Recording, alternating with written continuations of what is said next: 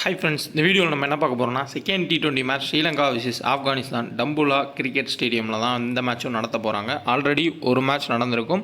So அந்த மேட்ச்சில் second இன்னிங்ஸ்லேயுமே 10 ரன்னா 4 wickets இருந்ததை எடுத்திருந்தார். ஓவரால் அந்த ஃபஸ்ட்டு T20 மேட்ச் நடந்தபடி பார்த்தோம்னா பிச் ரிப்போர்ட் வந்து பேசர்ஸுக்கு அதிகமாக சாதகமாக இருந்துச்சு. மிடில் ஆர்டர் பேட்டர்ஸ் ஓரளவுக்கு டீசெண்டாக ஆடுற மாதிரி தான் அந்த விக்கெட் இருந்துச்சு. ஸோ நான் முன்னாடியே கெஸ் பண்ணது தான் ஓரளவுக்கு க்ளோஸ் மேட்சாக போகும். பட் ஒரு 150க்கு மேலே 200 ரன் போகும்னு எதிர்பார்த்தது. பட் ஆனால் மீடியம் ஃபேஸர்ஸுக்கு ஓரளவுக்கு நல்லாவே ஹெல்ப் கிடச்சிச்சு. திடீர்னு ஸ்ரீலங்காவில் ஒரு விக்கெட்டை ஸ்பின் விக்கெட்டாக கூட மாற்றுவாங்க. ஏன்னா மோஸ்ட்லி ஸ்ரீலங்காவில் பார்த்தீங்கன்னா விக்கெட்ஸ் எல்லாமே ஸ்பின்னுக்கு ஃபேவராக தான் இருக்கும். ஸோ போன மேட்ச்சில் ஃப்ளாப் ஆன நிறையா பிளேயர்ஸ் வந்து இந்த மேட்ச்சில் பெர்ஃபார்ம் பண்ண வாய்ப்புகள்ன்றது இருக்கும். அதையும் நம்ம வந்து ஃபுல் டீட்டெயில் பார்க்கலாம். அதேமாதிரி டெலகிராமில் நம்ம கொடுக்குற ஸ்மால் லீக் டீம் சரியாக போகலை அப்படின்னா நீங்கள் சேஞ்ச் பண்ணி ப்ளே பண்ணிக்கோங்க. முடிஞ்ச அளவுக்கு வீடியோவை பார்த்து கிராண்ட் லீக் டீம்ஸை மேக் பண்ணுங்கள். அடுத்து WPL வருது, தொடர்ச்சியாக அதுக்கும் நம்ம வீடியோஸுன்றதை போஸ்ட் பண்ணுவோம். அதையும் ஃபாலோ பண்ணிக்கோங்க. இந்த மேட்ச் வந்து February 19 7 மணிக்கு வந்து ஸ்டார்ட் ஆகுது. சேம் கிரவுண்டு, ஒரு சில மாற்றங்கள் வேணால் எதிர்பார்க்கலாம். ஸோ ஃபுல் டீட்டெயில்ஸ் வந்து பார்க்கலாம். வாங்க வீடியோக்குள்ளே போகலாம்.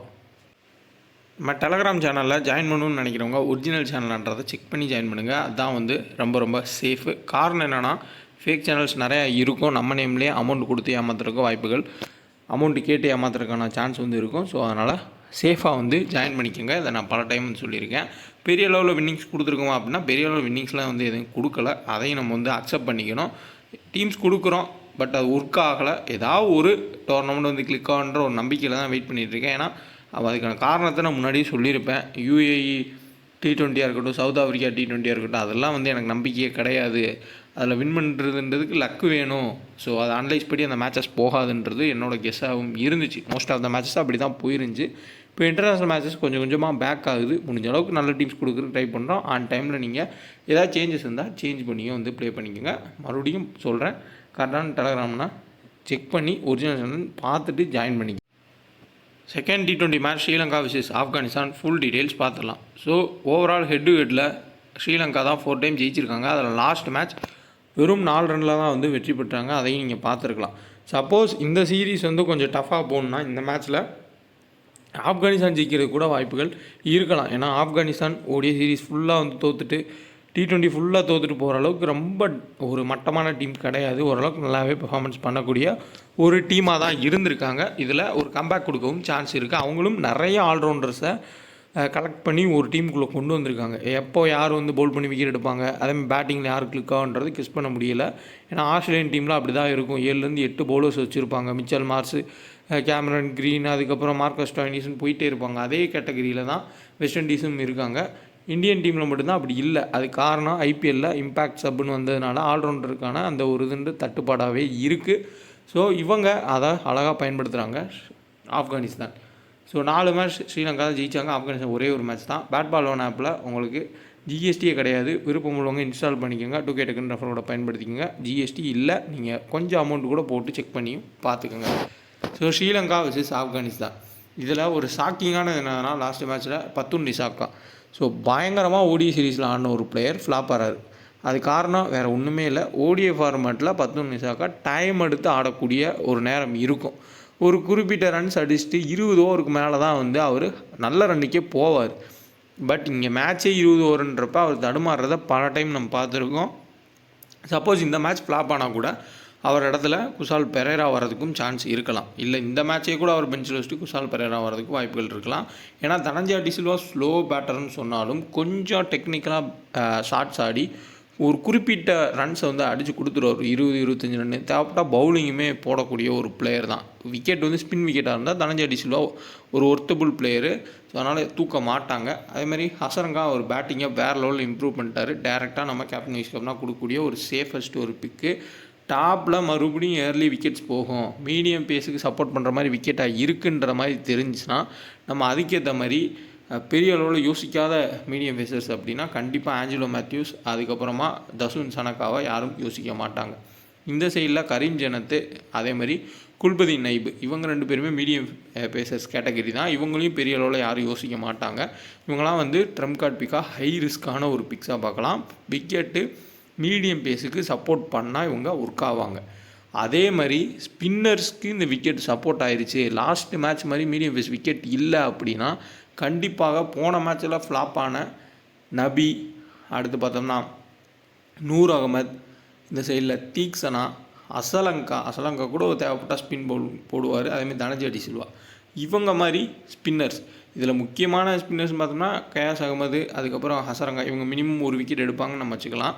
பட் மற்ற பிளேயர்ஸாக பெரிய அளவில் யாரும் யோசிக்க மாட்டாங்க.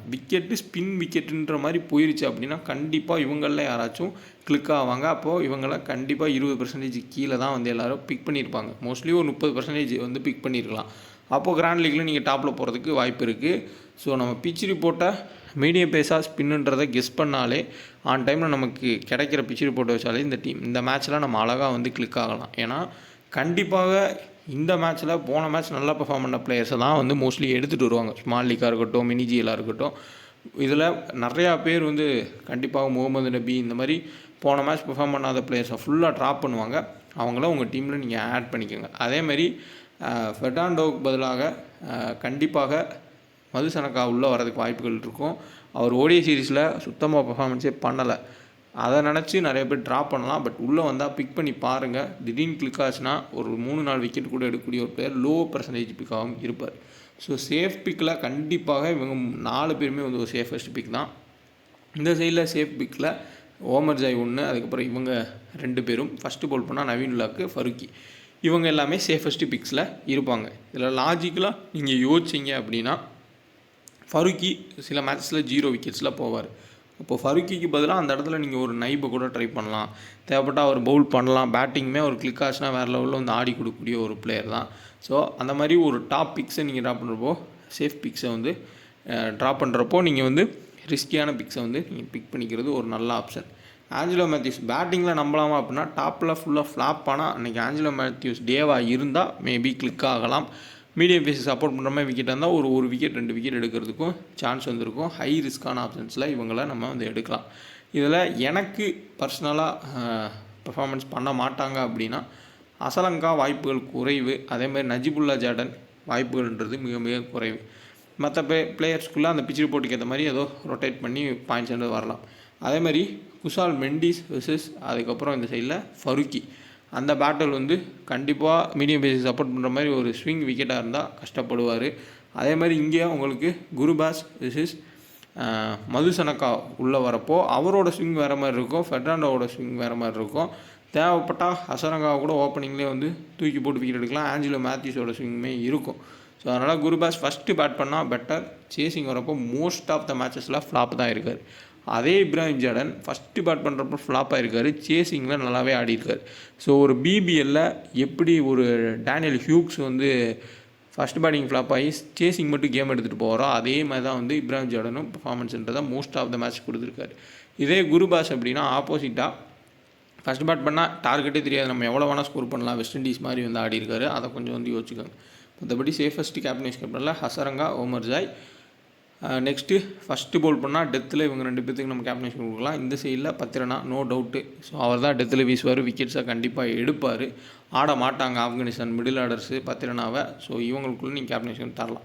ஸ்பின் விக்கெட்டாக இருந்தால் ட்ரெம்கார்ட் பிக்கா, நூர் அகமது, நபி, இந்த சைடில் தனஞ்சய டி சில்வா, நெக்ஸ்ட்டு தீக்ஷனா, இந்த மாதிரி பிளேயர்ஸ்குள்ளே ஸ்பின் விக்கெட்டாக இருந்தால் கேப்டனைஸ் கப்னா கொடுத்துக்கோங்க. இந்த சைடும் சரி இந்த சைடும் சரி மோஸ்ட்லி ரைட் ஹேண்டர் பேட்டர்ஸ் தான் இருக்காங்க, லெஃப்ட் ஹேண்டரே கிடையாது. ஸோ அதனால் ஆஃப் ஸ்பின் அந்த இதுன்றது குறைவாக தான் இருக்கும். அதனால தான் நபி வந்து லாஸ்ட் மேட்ச்சில் பவுலிங் கூட வந்து பெரிய லெவலில் வீசவே கிடையாது, ஃபுல்லாக ரைட் ஹேண்டர்ஸாக இருந்ததுனால. இதே ஸ்பின் விக்கெட்டாக இருந்தால் அவர் பவுல் பண்ணி விக்கெட் எடுக்கும் வாய்ப்புகள்ன்றது இருக்கும். அந்த லாஜிக்கலி யோசிச்சுக்கோங்க. ஸோ இப்போ ஸ்டாட்ஸ் வந்து பார்ப்போம். நிஷாங்கா 4 மேட்ச்சில் ஹெட்ல 54 ரன் ஸ்கோர் பண்ணியிருக்காரு, ரொம்ப குறைவு தான். குஷால் மெண்டிஸ் 4 மேட்ச்சில் 73 தான், வென்யூவில் 86. தனஞ்சய டி சில்வா 45 ரன் ஆவரேஜ் இருக்கார் ஹெட்ல, வென்யூவில் 86 ரன்னு. தேவைப்பட்டால் பவுலிங் பண்ணுவார். அசலங்கா 3 மேட்ச் 30. ஸோ T20 நம்ம வந்து பெரிய அளவில் அசலங்காவை எதுவும் சொல்ல முடியாது. அதுமாதிரி தசுன் சனகா தேவைப்பட்டால் T20 திடீர்னு ஒரு 30 ரன் அடிப்பார், ஒரு விக்கெட் எடுப்பார். ஒரு கிராண்ட் லீக்கு ஒரு பெஸ்ட்டான கேப்டனேஷன் சாய்ஸ். அசரங்கா ஒரு ட்ரம்ப் கார்டு பிக்கு, Trump card universal captain. So அவரோட ரெக்கார்டு இதுதான். கண்டிப்பாக மினிமம் பாயிண்ட்ஸ் வாங்கி கொடுத்துருவார். தீக்ஷனாவோட ஃபார்ம்ன்றது குறைவு தான், அதுவும் ஆப்கானிஸ்தானுக்கு எதிராக குறைவு தான். ஸ்ரீலங்காக்கே அவர் பெர்ஃபார்மன்ஸ் T20 குறைவாக தான் இருக்குது. மதுசனக்கா ஸோ 2 மேட்ச் 2 விக்கெட்டும், பத்திரனா ஒரே மேட்ச்சில் இந்த கிரவுண்ட்லேயும் சரி ஹெட்லையும் சரி 4 விக்கெட் எடுத்திருக்காரு. குருபாஸ் ஹெட்ல பார்த்தோம்னா 3 மேட்ச்சில் 152 ரன்னு, விக்கெட் கீப்பிங்கில் பாயிண்ட்ஸ் கிடைக்கும். வென்யூவில் பார்த்தோம்னா 13 ரன். இப்ராஹிம் ஜார்டன் 4 மேட்ச்சில் 157 ரன் வந்து ஸ்கோர் பண்ணியிருக்காரு. வென்யூவில் 67 ரன் ஸ்கோர் பண்ணியிருக்காரு. ரொட்டேட் பண்ணி எடுத்துகிட்டு போகிறதுக்கு சான்ஸ் வந்து இருக்கலாம். ஓமர் ஜாய் ஹெட்வேர்டில் 2 விக்கெட்டும் இந்த வென்யூவில் வந்து 2 விக்கெட் எடுத்துருக்காரு. அதுதான் வந்து லாஸ்ட் மேட்ச் அவர் விக்கெட் எடுத்து. பேட்டிங்கில் பெரிய அளவு ஸ்ரீலங்காவுக்கு எதிராக பர்ஃபார்மன்ஸ் பண்ணலை. நபி ஹெட்வேர்டில் 4 விக்கெட் எடுத்துக்காரு. பேட்டிங்லேயுமே ஃப்ளாப் தான். பட் எப்போ வேணால் சைன் ஆகக்கூடிய ஒரு பிளேயர் நபி. கிராண்ட் லீக்கில் கேப்டன்ஸ் பண்ணால் ட்ரை பண்ணுங்கள். ஃபருக்கி 7 விக்கெட் எடுத்திருக்காரு. அடுத்து பார்த்தோம்னா வென்யூவில் 3 விக்கெட்டு. நவீன் உலாக் பார்த்தோம்னா ஹெட்வேர்டில் 2 விக்கெட், வென்யூவில் 2 விக்கெட் எடுத்திருக்காரு. ஸோ இப்போ வந்து நம்ம டீம் பார்ப்போம். மோஸ்ட்லி நான் மறுபடியும் நபியை பேக் பண்ணியிருக்கேன். அதேமாதிரி தனஞ்சய் டி சில்வா. மற்றபடி அதே சேஃபஸ்ட் ஒரு ஆப்ஷன் தான். நிசாங்கா வேணான்னா அந்த இடத்துல ட்ராப் பண்ணிட்டு வேறு பிளேயரை எடுத்துக்கோங்க. மிடில் ஆர்டர் பேட்டரை அதேமாதிரி நைப்பும் ஒரு பெட்டரான ட்ரம் கார்டு பிக்கு. ஸோ கேப்டன்ஸ் கொடுத்துருக்கேன். அதேமாதிரி குபேரா ஃபேண்டஸில் கேப்டன்ஸ் கம்பெனி இல்லாமல் நீங்கள் ப்ளே பண்ணலாம். ட்ரை பண்ணி பாருங்கள். 2K ஃபேண்டஸி ஆஃபர் கூட பயன்படுத்திக்கோங்க. போனஸ் கொடுப்பாங்க. கண்டிப்பாக ஜிஎஸ்டி விரைவில் ஃபுல் அண்ட் ஃபுல் ஃப்ரீயாக குபேராலும் கொடுப்பாங்க. யூஸ் பண்ணிக்கோங்க. வீடியோ பிடிச்சிருந்தா லைக் பண்ணுங்கள், ஷேர் பண்ணுங்கள். முடிஞ்ச அளவுக்கு வீடியோஸ் பார்க்குறவங்க ஒரு சில சேஞ்சஸ் பண்ணி வின் பண்ணுங்கள். நிறையா பேர் வின் பண்ணுறாங்க. அதை கமெண்ட் பண்ணாலுமே நிறைய பேர் அதை பொய்ன்னு சொல்கிறீங்க. ஃபேண்டஸியில் பொய் சொல்ல எதுவுமே கிடையாது. நடக்கிற மேட்சை முன்னாடியே நம்ம வந்து டீமாக கொடுத்துட்றோம். அதில் எதுவுமே மாற்றவும் முடியாது, மாற்றுறதுக்கு எதுவுமே கிடையாது. அப்புறம் ஏன் IL T20 south Africa T20 நீங்கள் நம்பிக்கை இல்லைன்னு சொல்கிறீங்க அப்படின்னா, ஸோ அது வந்து வேறு கான்செப்ட்டு. ஸோ நம்ம அதில் வந்து அதுலேயுமே நம்ம வந்து ஒரு கெஸ்ஸில் டீம் எடுத்துகிட்டா அது மாறப்போகிறது கிடையாது. இந்த பிச்சு போட்டு கொஞ்சம் நாலேஜ் யூஸ் பண்ணுறதுல அது மாறி போகுன்றது தான் வந்து நம்மளோட கருத்து. மற்றபடி எதுவும் கிடையாது. ஸோ முடிஞ்ச அளவுக்கு ஒரு சில சேஞ்சஸ் பண்ணி ப்ளே பண்ணுங்கள்.